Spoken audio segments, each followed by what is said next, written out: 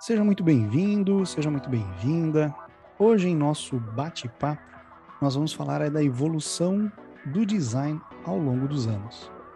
Fique na sintonia.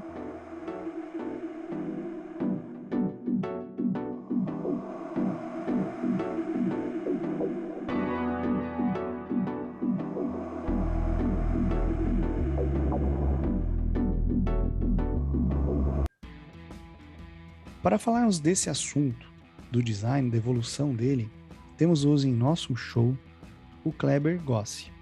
Ele possui mais de 30 anos de experiência com design, propaganda e publicidade.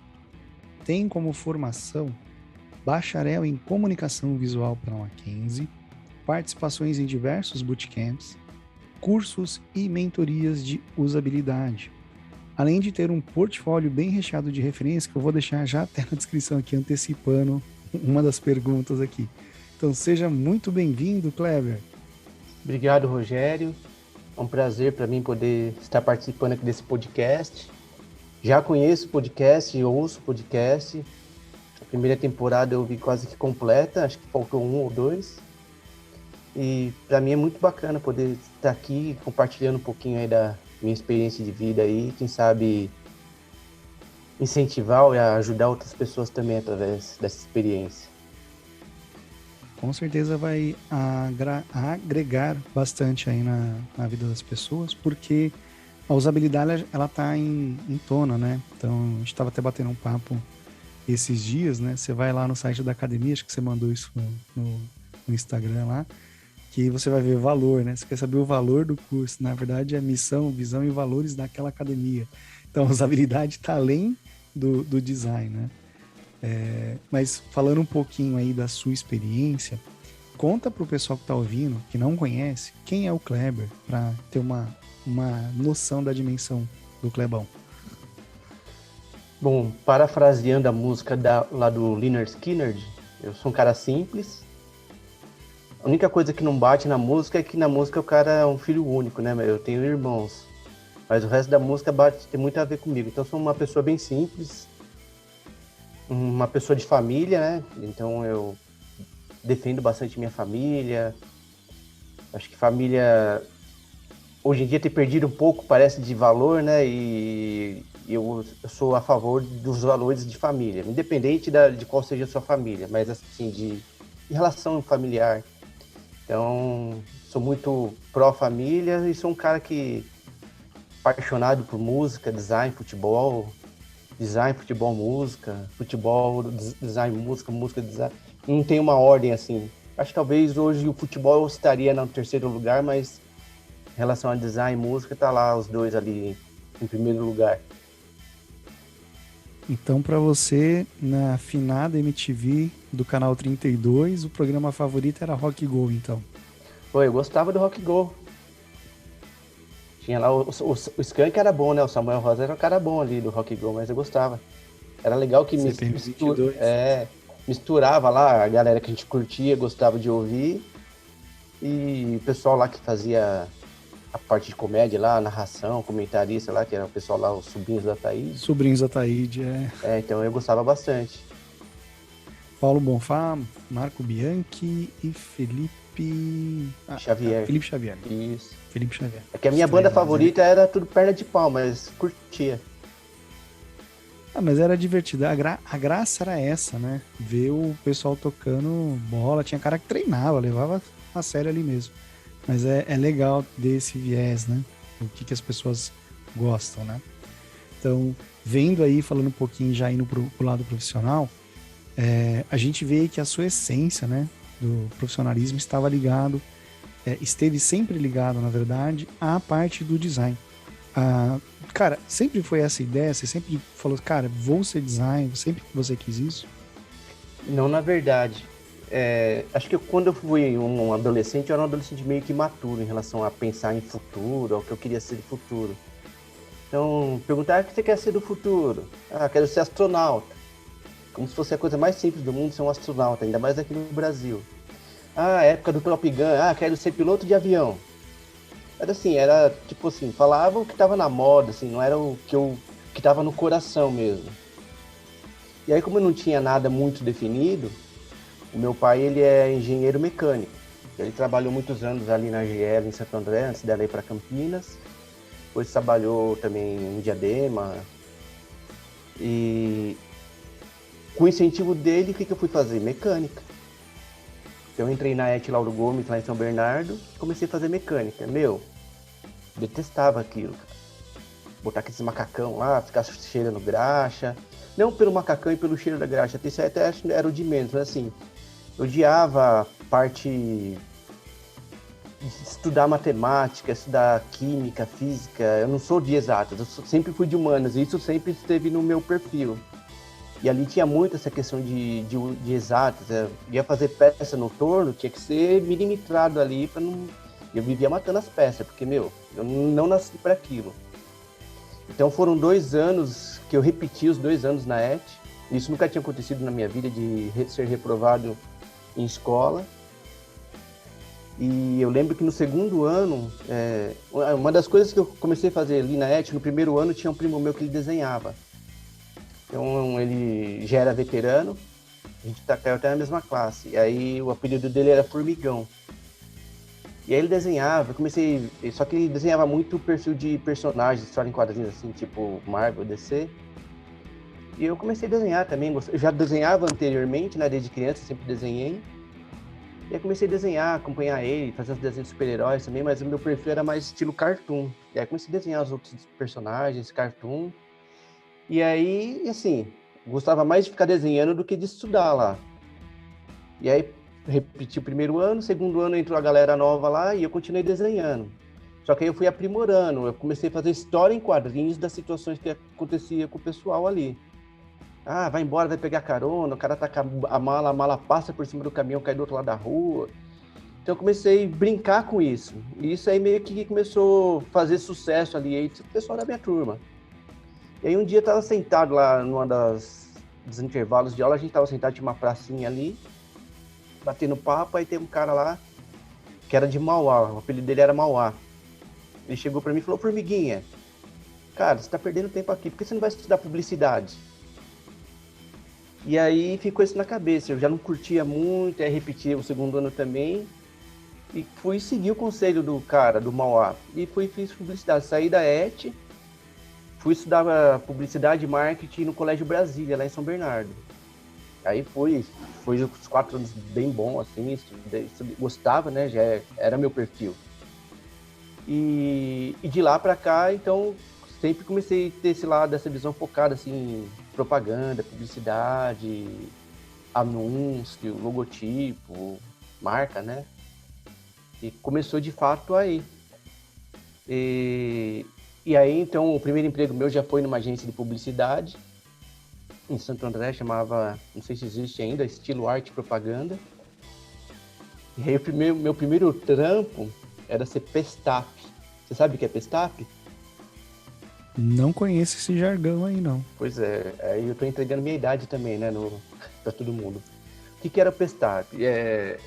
Antigamente, na agência, tinha até um computador, mas as coisas não eram feitas como é hoje. Ah, tem um computador ali, instala o pacote Adobe, faz ali a arte, beleza, manda pra gráfica. Tinha os birôs que faziam a parte de letras, de textos. Então, lá, essa agência, a gente trabalhava muito com folheto de tuncos e tuncos, folhetos de mercado. E o que acontecia? Então, tinha que mandar para o birô, aí o dono lá da agência mandava para o birô os produtos, então vinha lá um rolo com o nome dos produtos, preço, tudo, direitinho, descrição. E o que eu fazia com o Pestap? Tinha um fotógrafo também lá na agência, ele tirava foto dos produtos, eu pegava esse rolo, recortava, e tinha uma prancheta lá, na verdade era uma folha milimetrada. Acho que, se não me engano, era tamanho A2. E aí eu usava já o grid, né? Já era o grid ali para mim, os milímetros ali da folha. E eu ia recortando, colando. Cortava a foto, colava o nome do produto, colava o preço do produto. E ia jogando ali, fazendo ali a diagramação do jeito que coubesse todas as informações, todos os produtos que era para ser feito. O dono geralmente fazia uma ilustração que ilustrava a parte da frente ali na capa, ou meia capa ali, e aí eu fazia essa outra parte aí. Então eu montava, colava, e aí daí ia para a parte da gráfica ali, que era uma gráfica nossa mesmo, aí o cara pegava, gravava uma chapa desse layout que eu montava, fazia lá fazia o negativo, fazia o filme lá e aí ele imprimia. Aí, às vezes era folheto de uma cor só, folheto de 4 cores, aí a gente meio que definia como que ia ser. Mas a maioria das vezes era uma cor mesmo.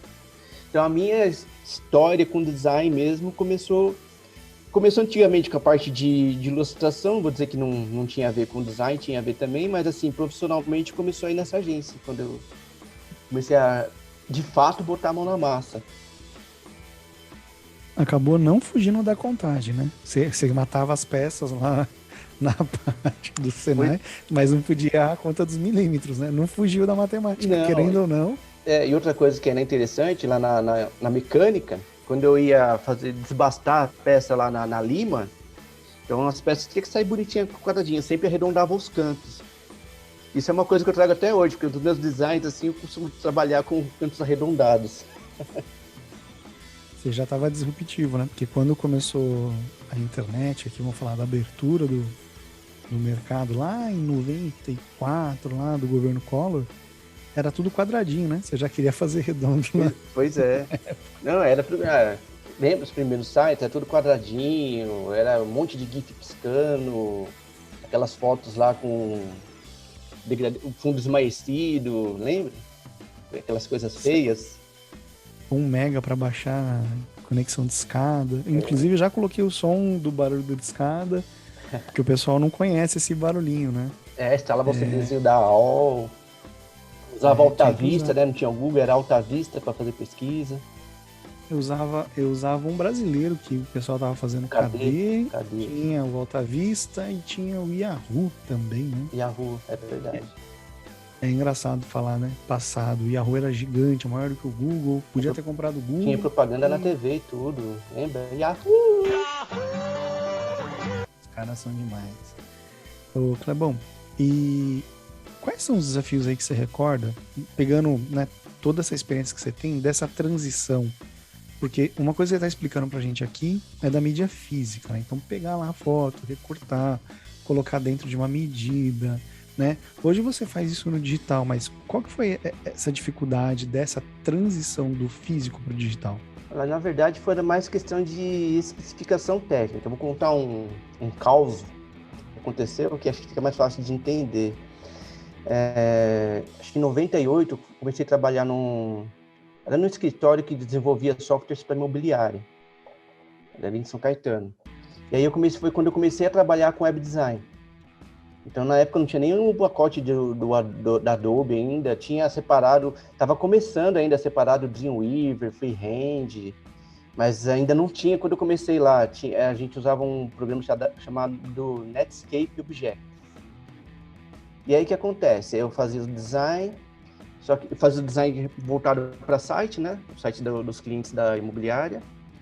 E tinha a parte do sistema, que era implantado na imobiliária para poder conversar com o site. E aí, de vez em quando, eu fazia alguma alteração de tela, precisava mexer em alguma tela, melhorar alguma telazinha. E aí, uma vez, uma menina precisava de um ícone, eu desenhei para ela o ícone. Só que ela ia subir lá no sistema e não aparecia o bendito do ícone. Eu, caramba. Fui, salvei com outro nome, pensei que era nome, já não usava acentuação, então não era problema de acentuação. Fui nada. Fiz isso, acho que fiquei mais de meia hora tentando salvar em várias extensões e não ia. E aí eu fiquei com raiva e escrevi "ô porra", salvei o ícone como "ô porra". Ela foi e não funcionou também. E aí, só que depois ela esqueceu de excluir o ícone e foi compilado e tal, foi lá pro cliente com esse nome aí. O cliente não ficou sabendo, mas meu chefe ficou e veio conversar comigo. Famoso teste em produção. Mas aí qual que era o problema? Quando eu estava salvando e exportando o ícone, eu estava salvando ele em CMYK. E tela não lê CMYK. Hoje em dia nem sei se lê mais. Mas naquela época eu não lia com certeza. E eu precisava ter salvado ele em RGB. E eu não sabia disso, né? Porque eu estava começando, né? Então foi uma coisa que eu jamais esquecerei, porque não deu certo. E aí depois que eu aprendi que tela é 72 dpi, é RGB, aí ficou fácil, mas de dificuldade foi mais essas questões técnicas, assim, entender algumas questões. Eu era muito autodidata também, não tinha... Hoje em dia a gente tem vários cursos, aí tem até o Udemy aí, que você pega uns cursos bem baratinhos, aí tem uns bons cursos, inclusive. Então o pessoal que está chegando hoje tem muito mais, assim, bagagem, aí muito mais... Tá mais recheada a internet para eles conseguirem se complementarem aí. Então, tanto é que você vê hoje molecada aí começando muito bem. Então, naquela época, não. Naquela época, a gente tinha que meio que fuçar, testar. Tinha que descobrir na marra, né, Clebão? Outra dificuldade que eu tive... desculpa. Outra dificuldade que eu tive, quando eu comecei a fazer os sites, a gente usava tabela antigamente. Era tudo tabelinha ali. Aí já era Dreamweaver, tabelinha bonitinha lá. Eu sempre trabalhava ali naquela visão ali que eu fazia o design já vendo como ia ficar o site. Não fazia na parte de código. Tinha aquela visão mais de código lá que... Como o código não era o meu forte, fazia nessa parte que era what you see, what you get, alguma coisa assim. Só que aí depois começou as coisas mudar, virar tableless. Tinha até umas histórias de tables assim, e eu falei, caramba, o que é isso? Comecei a olhar, CSS. Esse CSS meu lá era tudo assim, mexia aqui, dava certo num browser, não dava certo no outro browser. Aí eu fazia as coisas meio que assim, sem a técnica, eu falei, não, tem que fazer isso porque vai ficar bom nos dois. Não, ele ia fazendo no chute, sabe? Então essas partes no instinto. Aí isso para mim foi um pouco dificultoso. Tanto que hoje eu parei com essa parte de fazer parte de design com programação. Hoje a minha parte é mais a parte visual. Então, desenvolvedores que se alinhem comigo para a gente chegar no melhor resultado ali. Mas essa parte no começo foi bem complicada para mim, meio difícil. E eu era sozinho também. Então tinha que correr atrás da parte visual e correr dessa parte funcional aí da codificação. Explicando aí para quem ouviu, né? Você falou do padrão CMYK, né? Isso é que quando você trabalha com gráfica impressa, você trabalha com 4 cores, vamos colocar ali dentro do padrão que compõe a paleta, né? Então você trabalha com azul, com rosa, com amarelo e com o preto. Então, respectivamente, né? Saia, magenta, yellow e o black, por isso que tem o K. E aí quando você vai para a web é o que o Clebão explicou, do RGB, que são os 3 pixels ali, né? O red, green e blue, que fazem você ver essa maravilha de milhões de cores, seja no dispositivo que está no seu bolso, no celular, no seu smartwatch, na onde você estiver hoje. Você fala de RGB, a televisão na sua casa, o monitor, é nesse padrão. Então, o que você está falando aí, tá bom, você foi falar de Netscape Objects, né? Tinha briga, você não apenas fazer tabela, como você colocou aí de exemplo, de CSS, mas você tinha problemas que hoje foram resolvidos com o avanço da tecnologia. Então, hoje você tem frameworks em JavaScript, seja Angular, seja React, Native, seja o whatever que tem aí hoje, né? A gente está falando de tecnologias atuais, né? De 2021. Mas naquela época o cara tinha que se desdobrar para fazer funcionar. Olha, se é Netscape, que nem existe mais, faz assim. Se é Internet Explorer, faz assado. Mas o Google lançou o novo. Aí, nossa, você tinha que ficar se matando para fazer sites específicos. Então o desenvolvimento às vezes era quase um por navegador. E tinha versões ainda, né? O Internet Explorer, acho que você deve compartilhar, né? Era o mais odiado por todo mundo, porque ele não era compatível entre ele mesmo, né? Verdade. Era o que eu mais gostava de usar, assim, para uso mesmo como usuário, mas para desenvolvimento era meio complicado mesmo. E era bem isso, né? O que a gente o sonho nosso da época era que os navegadores fossem meio que unificados aí, que você desenvolvesse uma única solução e atendesse a todos uma vez só. Existe o padrão, né? O WWW aí, o World Wide Consortium, tem o W3C que regula, mas, né? Você sabe como é que é, né? Então a Ford, ela determina um padrão ali pro carro dela, a GM para outro, e assim vai. A mesma coisa para os navegadores. Então sempre vai ter uma particularidade, alguma coisa diferente. Então, Os problemas continuam, os frameworks estão aí, então você tem Bootstrap, você tem um monte de coisa. Mas, falando de digital, né, é o que você falou, hoje você está olhando a parte mais de uso mesmo, desenho, pensando no uso, da forma que o cliente aborda, e aí você entrega isso, né? Então, pegando essa jornada que você teve, lá atrás você fazia tudo. Hoje você tem pessoas especializadas nessa, vamos falar, fatiando os processos. Então você tem a parte de tela, você tem a parte de como o cliente faz o uso, né? Então você tem o Customer Centric, você tem como fazer o engajamento dele. Inclusive a gente gravou um podcast aí com o Matheus, né? Que ele fala bastante disso também. Então, para mim, eu acho que tá ficando cada vez mais especialista. Por mais cursos que tenha, se não tiver esses perrengues que a gente teve, as pessoas meio que vão, famosa frase, gugar, e acaba não encontrando aí as questões de solução, né? Ajudou muito, assim, esses perrengues que a gente passou, ajudou no fato, primeiro, da gente ser mais resiliente, né? Aprender a encarar. Hoje em dia, a gente vê que tem muitos profissionais que estão chegando no mercado e eles não aguentam muito tranco. Teve um probleminha aqui, não gostei, vai para outro lugar, aí vai enfrentar o mesmo problema em outro lugar, não gosta. Então, falta um pouco dessa questão de... assim, tô falando de modo mais generalista, né? Eu sei que cada um tem uma cultura, uma bagagem diferente, mas acho que a experiência que eu tenho hoje, falta um pouco dessa questão de brigar mais, tentar chegar no resultado, mesmo enfrentando dificuldades. E hoje o digital, cara, a gente tem digital em tudo. Praticamente tudo é digital. Então, traz os seus desafios específicos, falando do digital. E sem querer entrar na discussão de cunho político. O presidente atual, a campanha dele foi praticamente digital. Ele não teve gastos exorbitantes com televisão. Teve, acho que depois no final. Mas, assim, o início da campanha dele começou tudo com o digital. Então, hoje tudo... Você pode viver em casa e viver do digital, entendeu? Você pode pedir uma comida, você pode comprar roupa, você pode... O que mais? Tantas coisas. Se você quiser se locomover, você pode pedir um carro, vir correr te buscar, você pode pedir mercado. Então, o banco, você faz tudo pelo celular. Você não vai mais... Você vai na agência do banco quando você precisa habilitar o token. A minha esposa, ela demorou para entrar nesse mundo digital na questão de banco. E aí, de tanto que eu pegar no pé dela, ela entrou bem recentemente. E ela me fala, nossa, é outra vida. Ela não precisa sair para ir lá no banco para receber o dinheiro, sabe? Então, hoje tudo está meio que digital, meio que, de certa forma, interligado. E isso traz como vou dizer assim, outros desafios para a gente tentar resolver. E hoje a gente tem mais esse lado, assim, as empresas estão mudando para não somente entregar uma solução, mas assim, entregar uma solução que seja aderente ao cliente.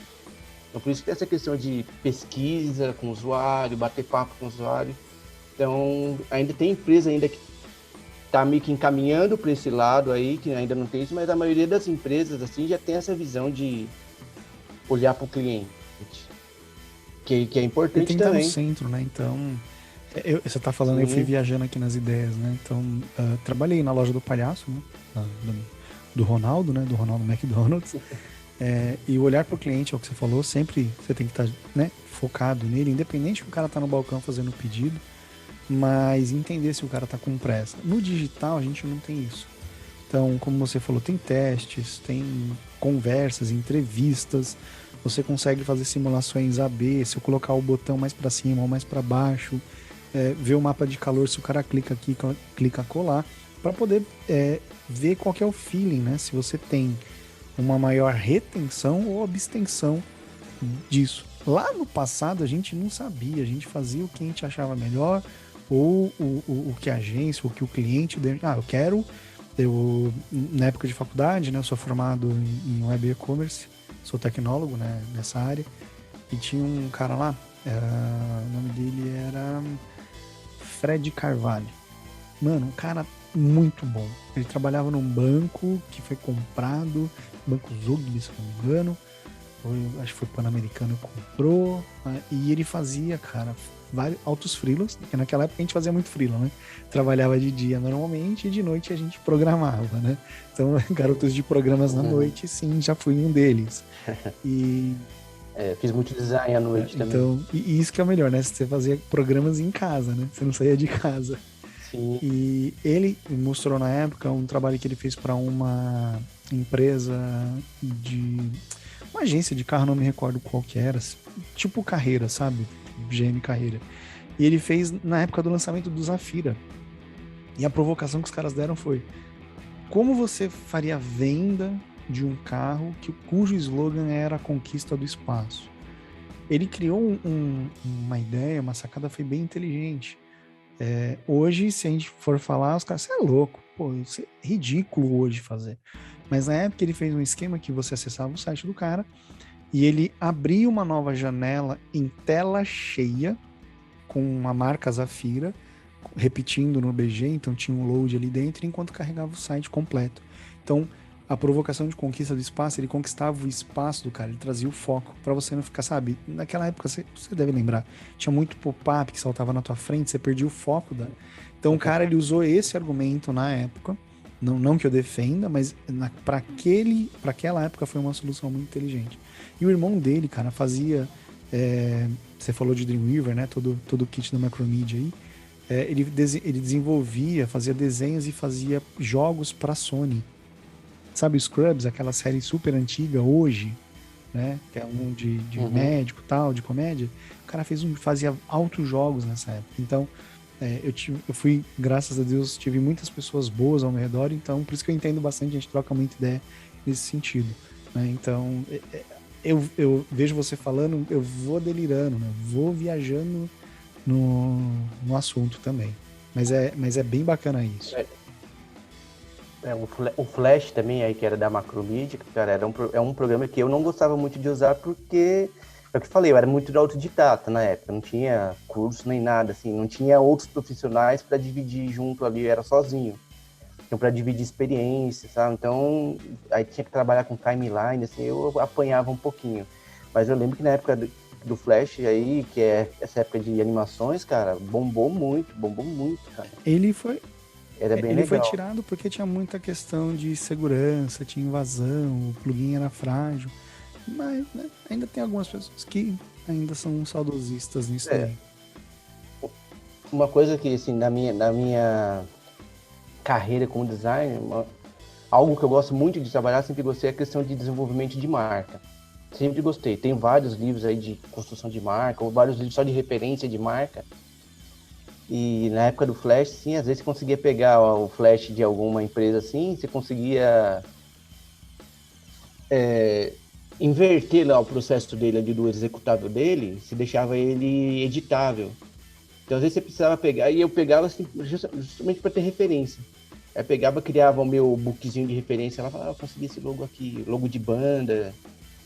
Era bem legal, assim, não era legal, mas tinha essa fragilidade que você falou. A gente conseguia, se você fosse usar pro lado mal, acho que não sei se daria, mas assim, dava para você pelo menos conseguir extrair arquivos da aplicação, da animação. Dava pra você fazer engenharia reversa, tinha lá algumas coisas. Por isso que até que ele morreu, né? Ele não tem mais nada do Flash, né? Hoje em dia, né? Animações hoje já tem o próprio HTML5, você usa Canvas agora dentro dele para fazer. Então tem volta para matemática, né? Para os cálculos lá que você falou do cenário. Então não tem como fugir. Clebão. A gente tava. Não, pode falar. Desculpa. É rapidão. Eu só lembrei de um caso aqui agora, a gente tava conversando, em relação à mudança, né? A mudança de pensamento e de trabalho. Eu assinava a revista Design Gráfico. Eu lembro que uma vez teve uma pessoa, até eu conheci essa pessoa que ela assinou lá, sempre no finalzinho lá tinha uma pessoa contando alguma experiência. Ela contou uma experiência lá que já estava desenvolvendo um site para o marceneiro, se eu não me engano. E aí aí o marceneiro estava sempre em cima dele, queria ver, queria falar, ai, muda aqui, dava uma flanelada nele, igual a gente costuma falar, né, flanelinha.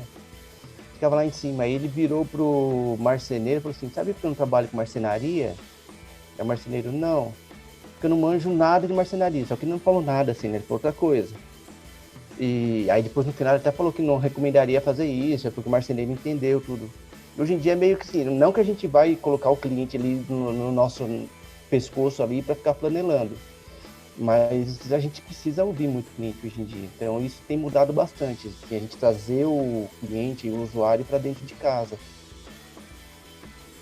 Porque eles não são os nossos inimigos, os caras estão lá justamente pra gente, são eles que utilizam, a gente, por mais que a gente tenha experiência, a gente usa, testa, o final, o público final são eles, né? Então precisa ter esse olhar deles pro aplicativo, para um canal que você está fazendo, algo do tipo, é um produto que você está lançando, então sempre é importante. Eu acho que isso é uma coisa que mudou também ao longo desses anos, mudou bastante. É o cliente que paga a conta, né? Ele que paga a conta no final de tudo ali. Não importa, né? Seja você pegando o transporte público, que a informação tá errada, você tá usando aplicativo do governo, do seu banco, é você que paga a conta. Não quer dizer que você tem razão. Exato. Todas as vezes, né? O bordão ele é meio complexo, mas é você que paga a conta. O Clebão, na primeira temporada, cara, eu ficava aqui tentando entender o perfil e colocar lá um caricatura, algum desenho ou personagem, analisando na jornada pessoal e profissional. Só que nessa temporada aqui, eu já convidei aí 4 pessoas a fazer a inversão dessa pergunta. Então, cara, olhando pra você aí, você que você conhece melhor do que eu, porque eu fazendo uma análise superficial vai ficar difícil. Quem que você acha que você se parece aí, algum desenho ou personagem de filme, pra gente depois ilustrar essa vitrine aqui do podcast? Cara, Pato Donald. Mas por que o Pato Donald? Velho, eu sou igualzinho, eu sou muito cabeça quente, o pavio curto igual ele.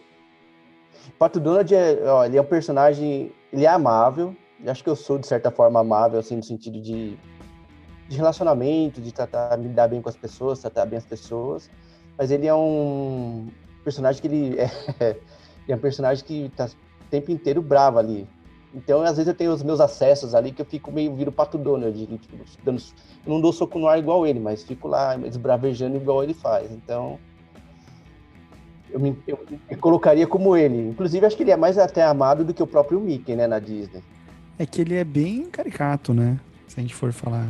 Então. Eu acho que eu tenho mais esse perfil Pato Donald. Poxa vida, então vai ter um Donald Duck aí na vitrine aí e só vão descobrir quem ouviu o porquê.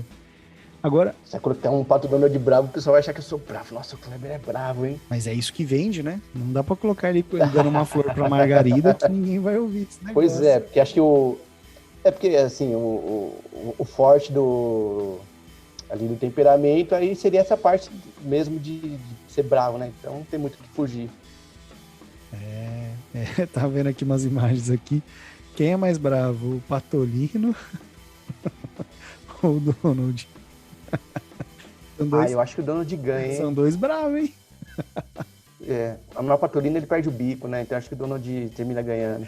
O duro é que ninguém entende o que ele fala. Mas vamos fugir agora do profissional e vamos aí pra parte pessoal, né? Em Minas Gerais aí, como é que tem sido a sua rotina? Assim, acabou a quarentena, abre aspas, né?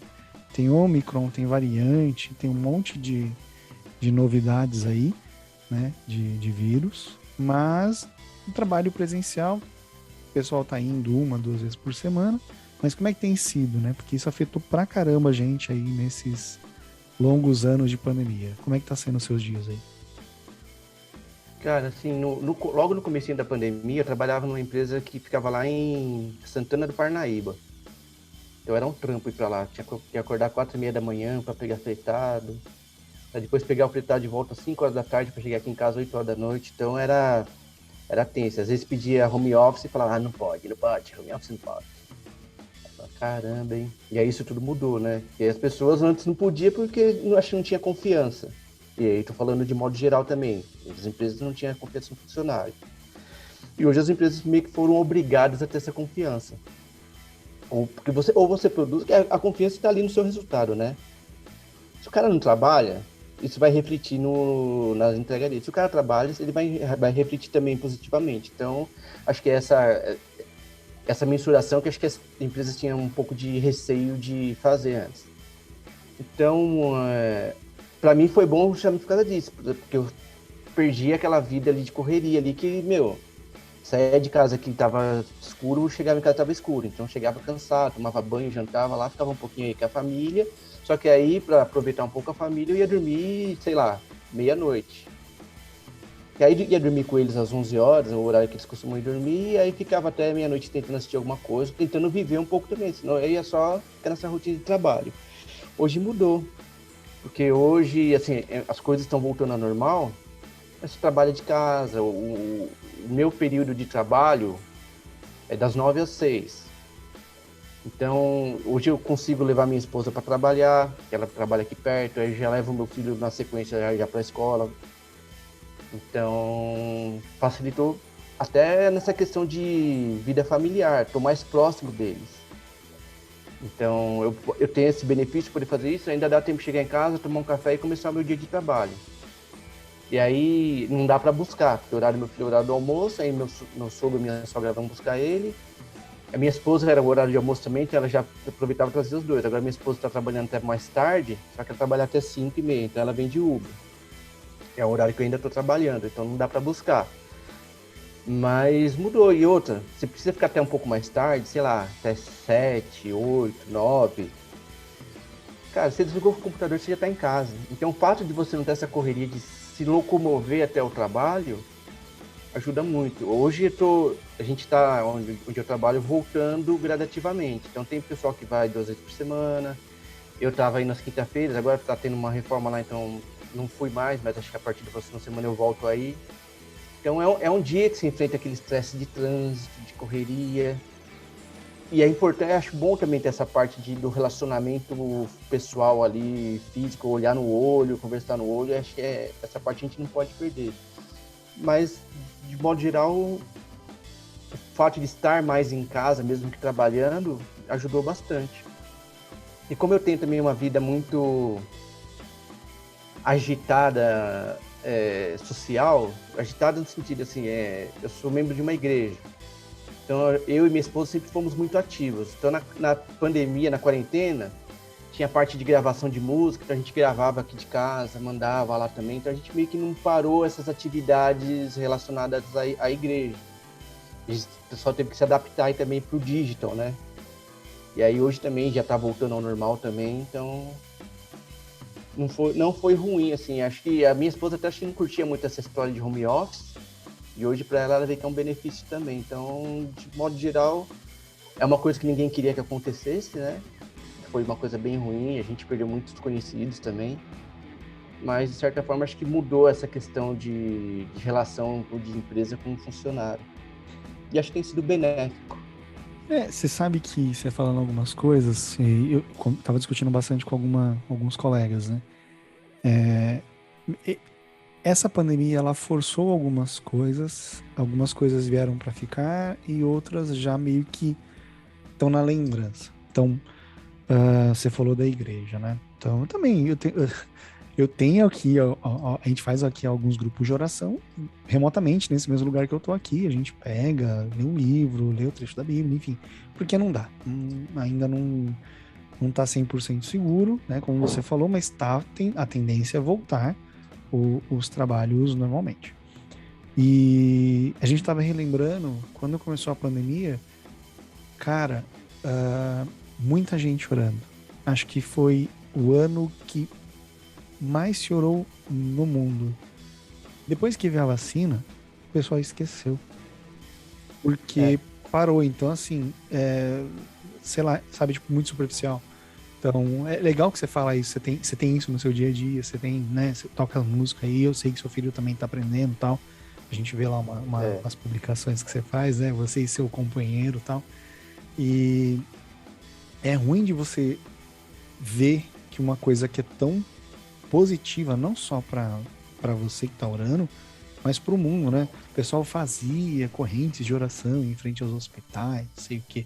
Agora parou. Então, cada um voltou pro dia a dia da mesma forma que a teia de suporte, né, que você tem, ela também se esvai muito fácil. Então, o pessoal só lembra de fato quando o calo aperta. Então, cara, muito legal saber isso. Eu já sabia, né, mas é muito legal ver você contando isso, né, porque às vezes a pessoa tem vergonha de mostrar.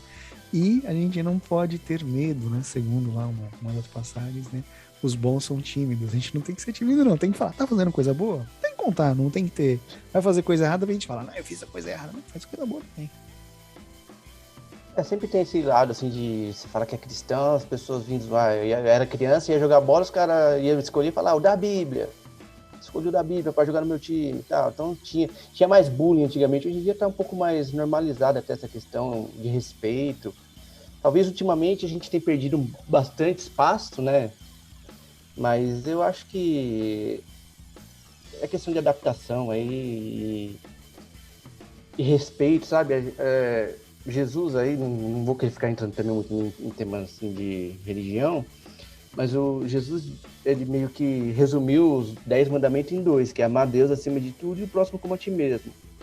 Se a gente soubesse, conseguisse amar o próximo como a nós mesmos, cara, ia ser tão bom o mundo, não ia ter tanta briga, tanta corrupção, tanta coisa. E isso falta até dentro, às vezes, de nós cristãos, assim, sabe? A gente fala que ama a Deus e tal, mas, não tem relacionamento bom com as pessoas, briga.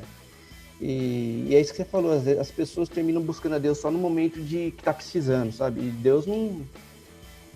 Deus é um Deus presente 24 horas por dia, o tempo inteiro, sabe? Então ele tá lá. Basta você acionar ele ou não. Mas acho que a gente tem que ter esse lado de gratidão também. Quando as coisas estão bem, pô, lembrar de Deus. Fala, pô, legal, tá bem. Saiu PLR, legal, vou agradecer a Deus. Mas é verdade, porque as pessoas só buscam a Deus quando precisa. Tem que ser ali, tem que ter esse olhar, assim. É que, assim, muita gente também não acredita, né? Então tá meio difícil, assim, a gente querer argumentar. Quem acredita, ok, é mais fácil, mas quem não acredita, a gente só respeita, né? Acho que é o que eu falei, né? O amar o próximo é você respeitar as diferenças das pessoas. Mas, enfim, vamos fazer a nossa parte. Os outros só compete aos outros, né? Entendi. Isso, e não dá pra você fazer a sua parte e querendo cobrar que os outros façam a deles também. Então você faz a sua parte aí, seja o que Deus quiser. É isso aí. Vamos lá, então agora vamos falar um pouco de desafio. E aí o desafio aqui, Clebão, quando a gente pergunta, ele tanto faz no pessoal ou no profissional, tá? Então, qual foi o maior desafio que você teve aí na sua vida? Que você fala, cara, isso aqui me provocou e me fez mudar. E deu uma guinada. Então eu já tinha uma experiência de trabalho. Lembra da empresa que eu falei que eu trabalhei como web design, comecei a trabalhar? Então eu saí dessa empresa, já estava na faculdade, fiz Mackenzie, fiz programação visual no Mackenzie, já estava na faculdade e fui trabalhar numa agência, no escritório de design lá em São Paulo. E aí depois eu voltei para essa agência que eu estava em São Caetano. Eu voltei, tinha casado. Quando eu casei, eu trabalhava em 2 empregos, eu e minha esposa em um. Aí, antes do sábado que deu de nós casarmos, a minha esposa foi demitida da escola que ela trabalhava. E a gente casou, logo depois eu saí de um dos 2 empregos. Ficamos com um emprego só. A gente tinha 3, né? Ficamos com meio, né? Na verdade. E aí esse meio que depois virou o emprego fixo meu. Comecei a trabalhar todos os dias lá. Só que o que acontece? Estava bem ali, assim, era um trabalho tranquilo. Era eu sozinho. E eu que organizava os projetos, assim, eu que fazia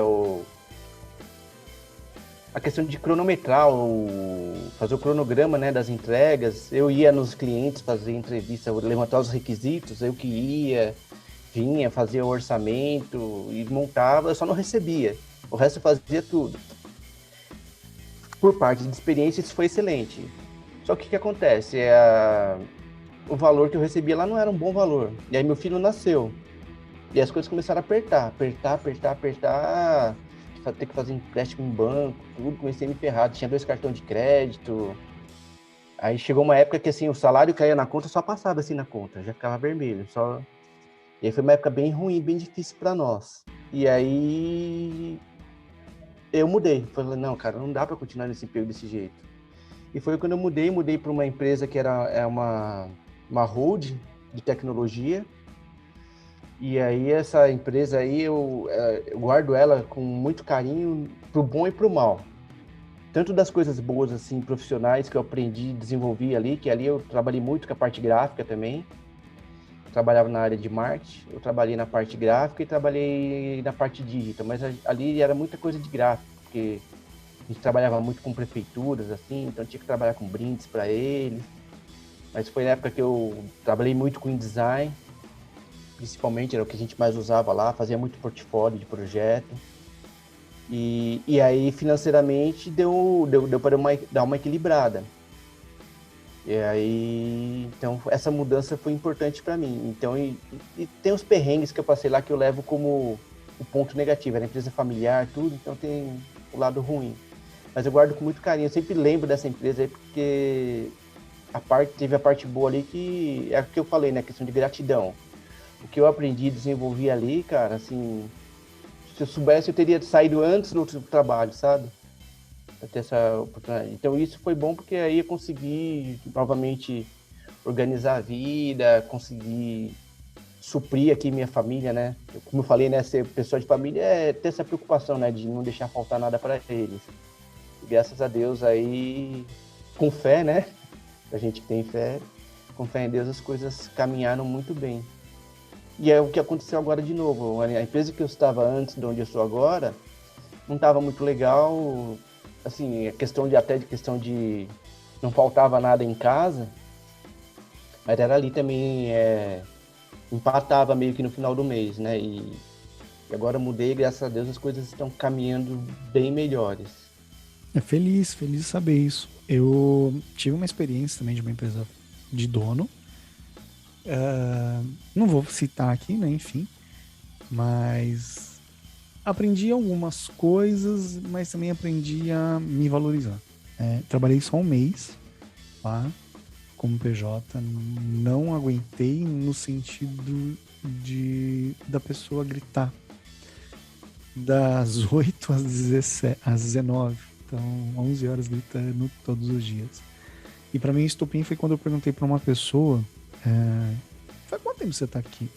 Na verdade, eu falei assim: o rapaz, né? Enfim, lá. Ele é sempre assim? Sempre.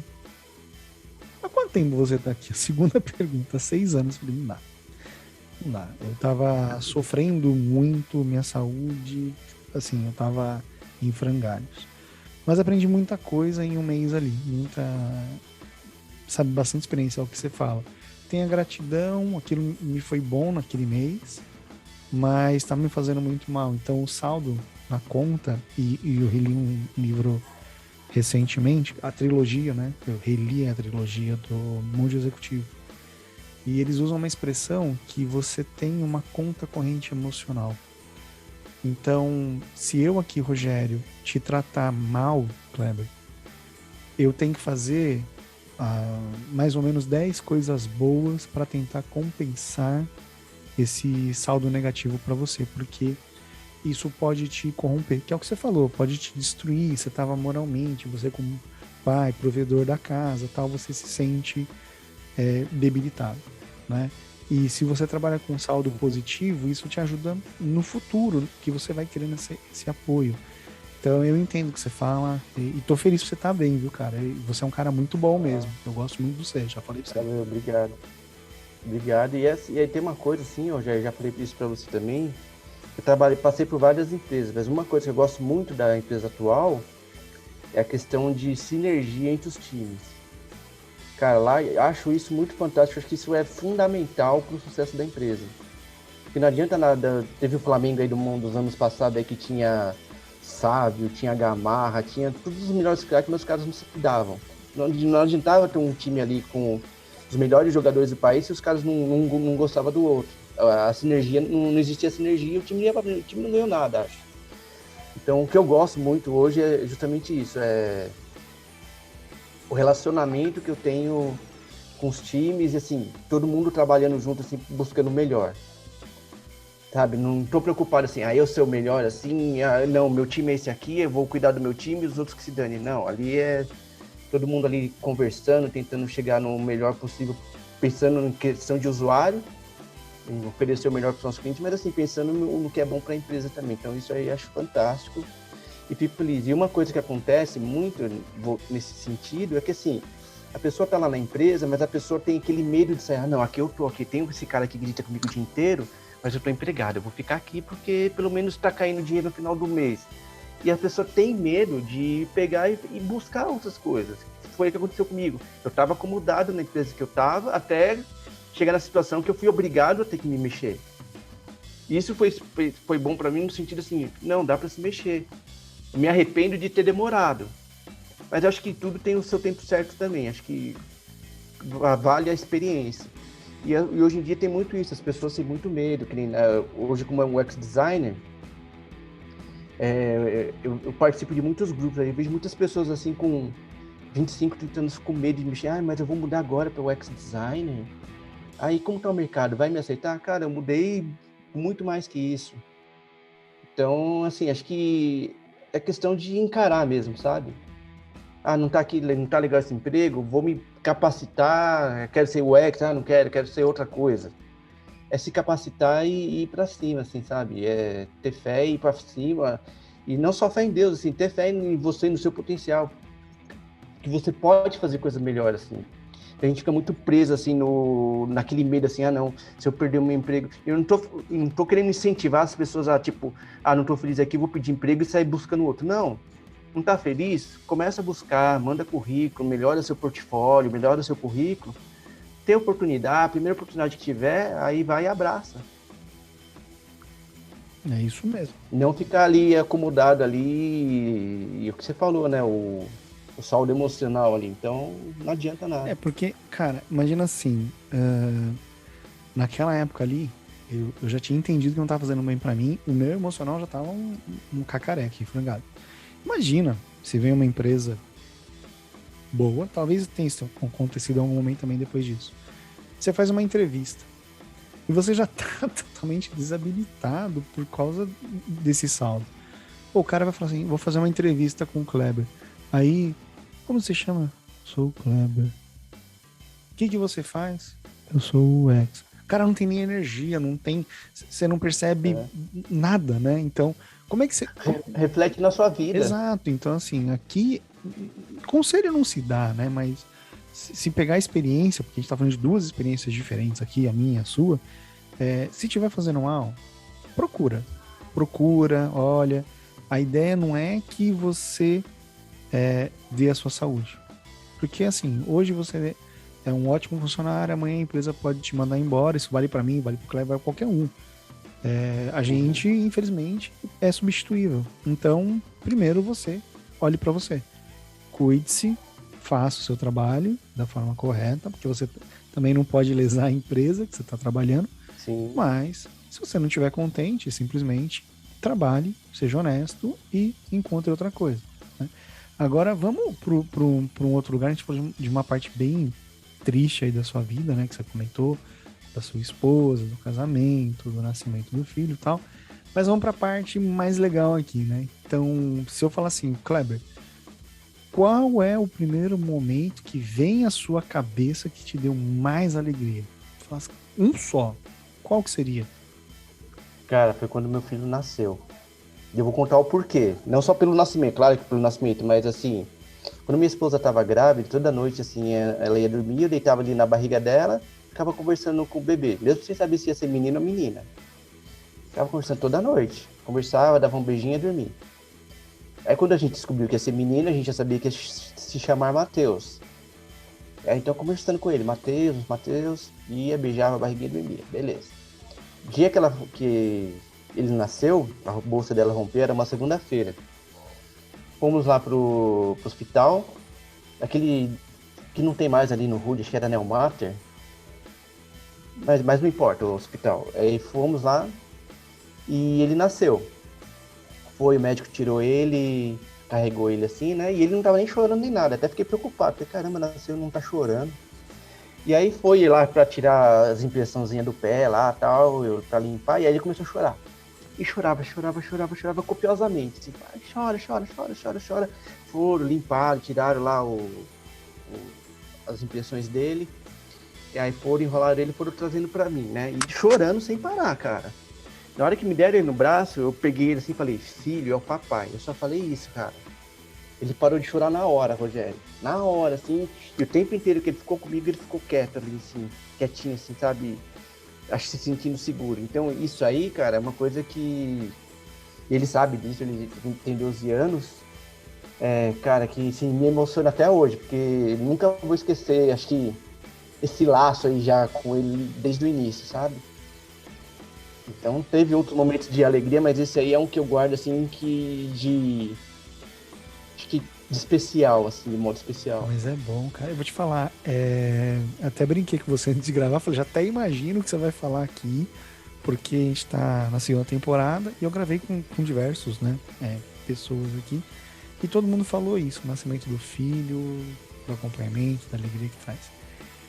Cara, é um amor que não cabe no peito, é um amor pra uma outra pessoa que não seu cônjuge, seu namorado, ou que seja.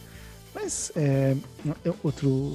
antes da minha primeira filha nascer, a gente ouviu a seguinte expressão: quando o amor de um casal extrapola, nasce uma nova vida. Então, esse amor cresce, né? Veio o teu filho. Então, é a representatividade do casal. Então, o que você fala pra mim é claro. Eu conversava com a minha filha na barriga. E esse reconhecimento é surreal, cara. Você fala, não, até parece. Vocês estão delirando, os dois aí estão viajando. Não, gente. Só quem vive pra saber. É igual quando a gente falava, né? A gente era criança e falava, você vai entender seu pai. Que a gente era rebelde, não sei o que lá. É só sendo pai mesmo, justamente pra você entender o que seu pai fazia por você, sua mãe fazia por você. E você fala, a mãe é tudo igual, filho também. Gente, não adianta. Você faz peripécias, assim, cara, é igual. Tem uma coisa que eu dei risada aqui. A madrinha da minha filha mais nova, outro dia, eu falei, você é como é que ela falou a palavra? Terremoto. Nossa, mas eu comecei a dar risada, mas dar risada... Por que você tá dando risada, Rogério? Falei, era como a minha madrinha, e coincidentemente é o mesmo nome da madrinha da minha filha, Maria, me chamava. Só que ela me chamava de terremoto, pinga-fogo, todos os apelidos carinhosos de crianças calmas. Então já tem um raio-x aí. Foi muito bom. Mas, cara, bacana esse negócio do filho. Eu vou agora dar uma guinada aqui. Você tem algum projeto pessoal? Você falou que tem a igreja, você faz aí os meetups e tal. Você tem algum projeto que você quer compartilhar com o pessoal aqui? Esse momento é teu. Eu tenho algumas ideias, assim, não tem nada pronto, mas é envolvido com música, projeto meu mesmo. Até compus algumas músicas aí, mas é já de cunho cristão. Então, tô querendo até gravar as guias com o meu irmão ele é músico. Mas assim, eu sou ruim demais para cantar, para tocar não sou lá essas coisas, mas assim, eu gostaria de ter essas músicas, nem que não fosse eu ou outra pessoa cantando. Eu acho que é um projeto que eu quero levar para frente. Trabalhava muito com questão de freela, né, desenvolvimento de marca, assim, e tenho parado um pouco. Tenho procurado focar só em questão de trabalho, só onde eu tô mesmo. De vez em quando aparece, assim, às vezes eu tento até passar para um ou outro conhecido, e aí só quando o cara insiste muito, mas quando eu pego para fazer, só quando é relacionado a logo, que é uma coisa que eu faço um pouco mais, de uma forma mais rápida até, é uma coisa bem prazerosa para mim. Então eu tenho evitado pegar projetos pessoais desse tipo, mas projeto meu é mais essa questão que estou pensando em focar nessas músicas aí. Ser mais um compositor, né? Escritor-compositor, né? Isso. Bom, bacana. Vamos aqui para os nossos quadros. A gente já combinou aqui nos bastidores. A gente vai falar aqui do válvula de escape. Achei que era surpresa. Nada. Já tá tudo combinado aqui. Ninguém tá vendo, mas já tá tudo combinado. Então vamos falar do válvula de escape. O que você faz aí, Clebão, para extravasar? Tem um momentinho teu ali que você fala, cara, preciso fazer isso para centralizar. O que você faz? Eu gosto muito de jogo de celular, especificamente o FIFA, o que eu mais gosto, embora eu não goste muito do formato mercenário da produtora, mas é um jogo que eu gosto bastante, eu uso bastante. E eu tô jogando um outro jogo que chama Call of Antia. Esses joguinhos de você ficar deixando as coresinhas iguais lá, tipo um Candy Crush, assim, da vida. Então esse aí dá pra dar umas relaxadas de vez em quando. Eu gosto disso, gosto do violão, uso bastante o violão também. Mas o violão tem usado um pouco menos, assim, pra questão de relaxar, tem usado mais pra questão de trabalho, assim mesmo. E gosto também de série, mas série eu vejo menos, dos três é o que eu menos faço, até por questão de tempo. Então, televisão aqui fica... À noite minha esposa vendo a televisão aqui, a outra televisão fica meu filho brincando lá. Eu termino de deixar pra ver série, assim, só quando é uma série muito legal mesmo, assim, que eu quero ver, tipo, tava passando agora do Boba Fett, aí eu pego um tempo aí e me dedico pra conseguir assistir. Mas são as três coisas que eu mais faço, são isso aí. Já encerrou o Boba Fett ou não? A primeira encerrou. Não, mas o livro do Boba Fett, né? Porque o primeiro era do Mandalorian, agora do Boba Fett. Você encerrou? Não, a primeira temporada, sim.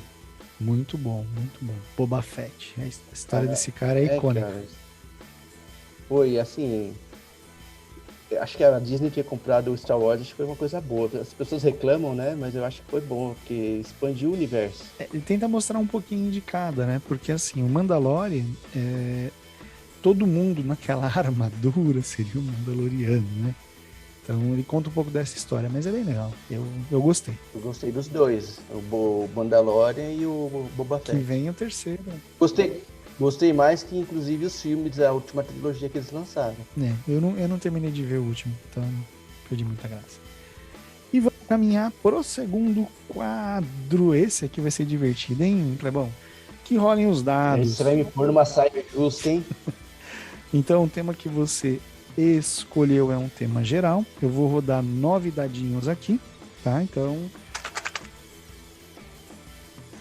E vamos ver o que saiu aqui. Eu vou ler aqui e já vou projetar para você na câmera. Bom, os 9 dados aqui eu organizei. Um peixe, um high five, uma maçã, livro, um olho, uma estrela, pode ser uma estrela cadente, uma bengala, fogo e uma lâmpada. Pondo aqui na tela. Caramba, hein? Agora é com você. A criação é toda tua.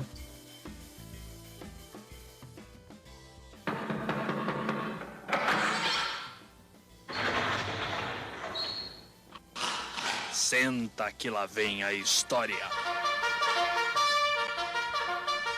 Eu, muito velhinho, com a minha bengala, estava cansado.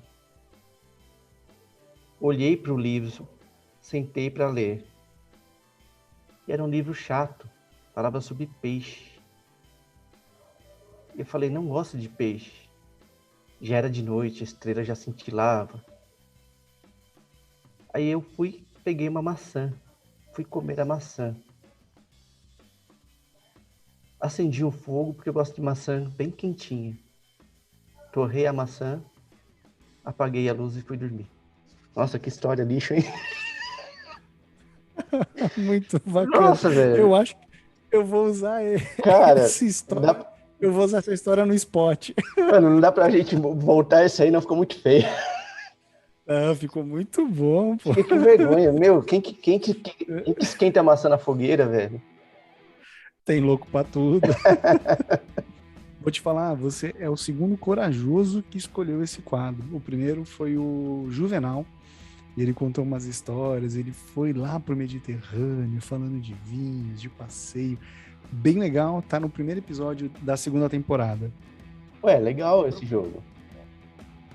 Você sabe que, assim, eu não ouvia muito podcast antes do seu. Quando eu ouvi o seu, gostei, achei que você conduz muito bem. Comecei a fuçar outros. Aí um que eu gosto bastante é o Inteligência Limitada, do Rogério Vilela. Acho que independente do tipo de convidado lá, ele consegue fluir lá as conversas. Hoje ele tinha umas conversas lá de 6, 8 horas, hoje ele não tá extrapolando tanto, até umas 2 horas assim, mas acho que me acostumei com essa questão de... Já ouvi o Podpah também, o Flow, o Titi Caracast lá também já ouvi, mas o dele é o que eu gosto mais, assim. Acho que o seu tem uma pegada mais parecida, inclusive, com o dele. Dele nem conhecia, porque eu comecei esse projeto, e eu vou te falar, eu queria começar esse projeto há muitos anos atrás.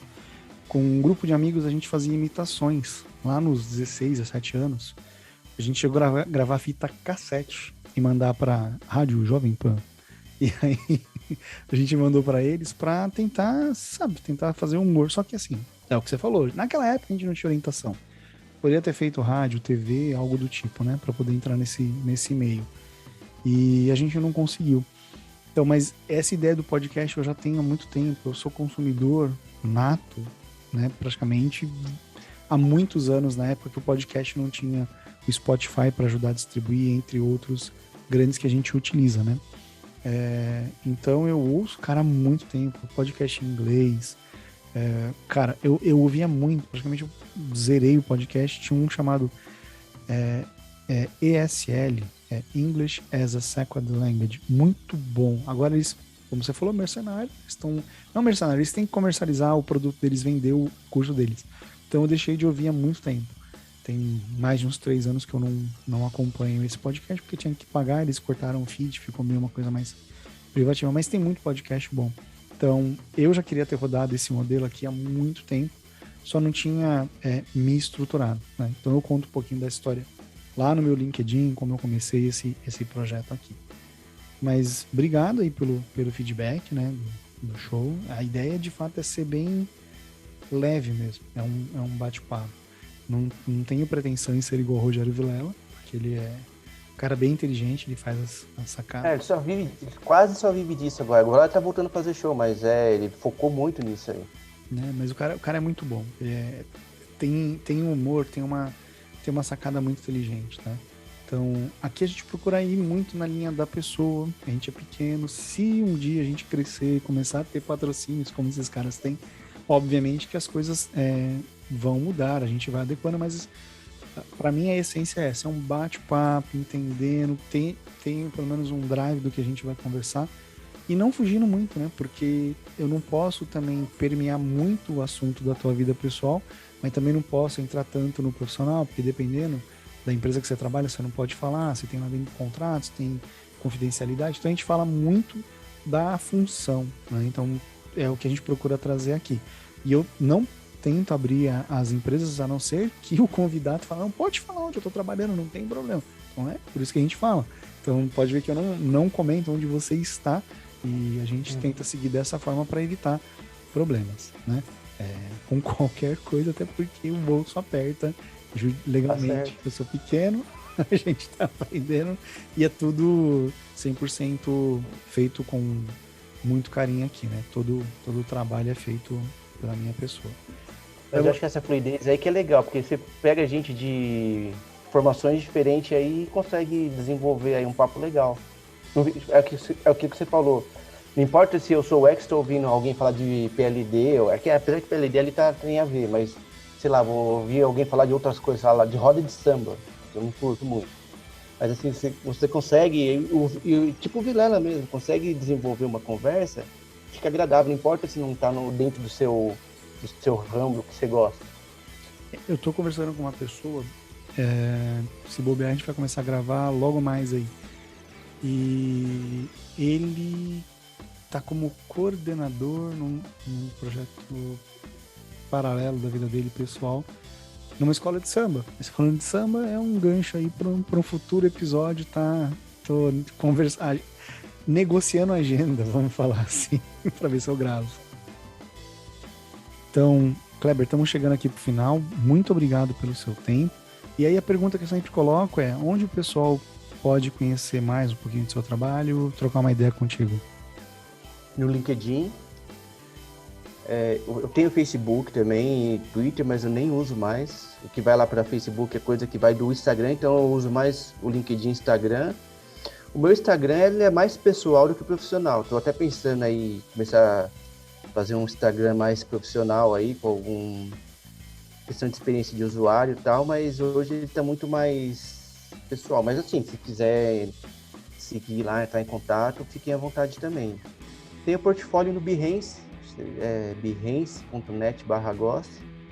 Então tem alguns dos meus projetos lá, não tem todos. Da atualidade não tem nenhum, não tenho colocado nada, assim faz um tempo que eu não atualizo. E também é por questão de segurança, assim, de compliance, assim, a gente não coloca nada. Confidencialidade, né? Confidencialidade. Então, assim, é mais o LinkedIn mesmo. E no meu Instagram tem o Beacons, que é tipo um Linktree.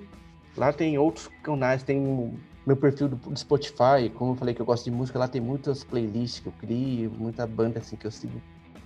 Se alguém quiser bater papo sobre música aí, ou design, ou sobre outras coisas aí, fiquem à vontade. Pode deixar que eu coloco todos os links na descrição. Muito obrigado você pelo download e ficamos aí até o próximo ponto de equilíbrio. Até mais.